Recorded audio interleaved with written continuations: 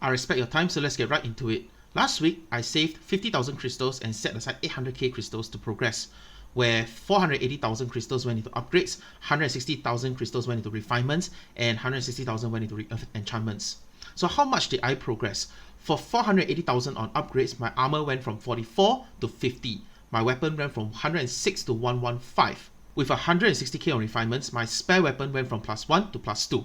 With 160k crystals on enchantments, one of my stats went from level 4 to level 6. So there you go, 800k crystals worth of progress just like that. In the interest of time, I will only address some questions from last week's video at the end of today's video. Similarly, this week, same thing, I claimed 1 million crystals, cut up at the top, after tax 850k. How am I splitting it up? Let me go through my thinking process a little first. My priority is still the same, with Upgrade Awakening 4 being my utmost priority. However, I also noticed that Refinement, specifically speaking Oridicon, is on the downtrend. As mentioned in my weekly review, it broke its price floor about a week ago, and the price has been dropping every 2 to 3 days, and I have no clue where the bottom is. It seems like it has been the same price for about 5 days already. This might be the bottom. So which is why this week I plan to focus a little bit more on Refinement. On a similar note, I heavily dislike Muspelheim prices. So this week I'm not going to enchant at all.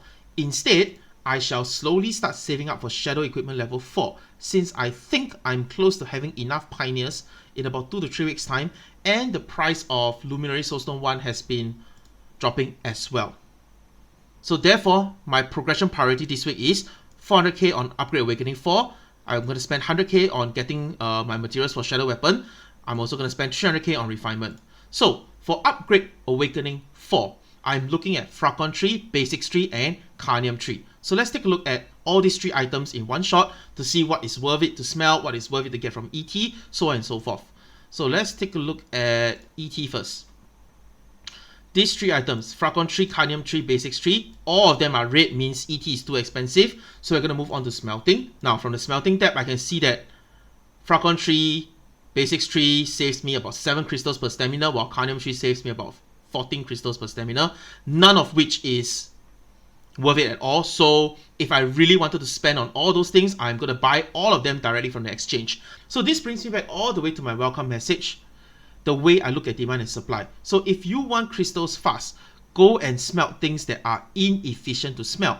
So essentially other people are buying your inefficiency. So in the example just now, Fracon Tree, Carnium Tree, Basics Tree, all those things is not very efficient to smelt. My stamina can be used elsewhere to make more crystals, so I'm going to buy those items directly from the exchange. But if you want crystals fast, go ahead, you can do things that are inefficient and other people would gladly buy your inefficiency like me.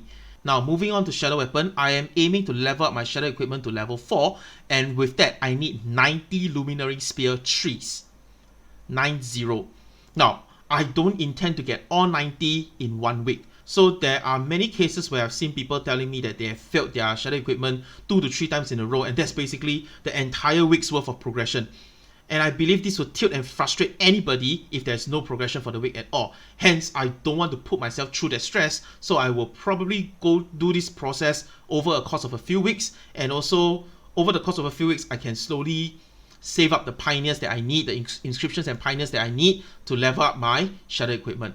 Now, even if I pass, in a sense, if I have no Pioneers or no inscriptions, even if I pass the level 4, I don't have enough of them to level up my stats and skills. So there's no point anyway. So tentatively, I'm setting aside 100k for Luminary Spear trees. Let's check the Shadow Equipment tab to see which is the cheapest way to get Luminary Spear tools.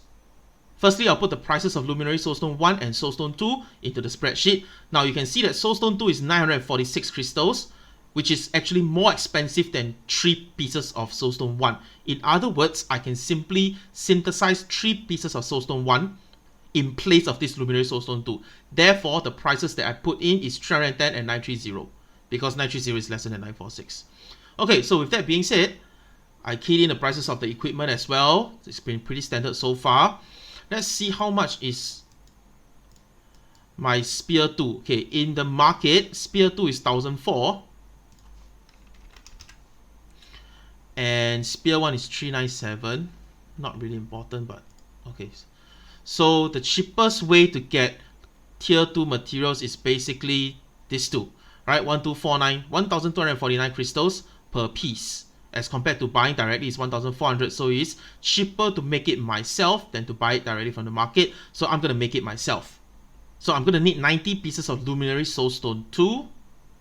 90 times 3 is, I need 270 pieces of Soulstone 1. Currently, how many do I have?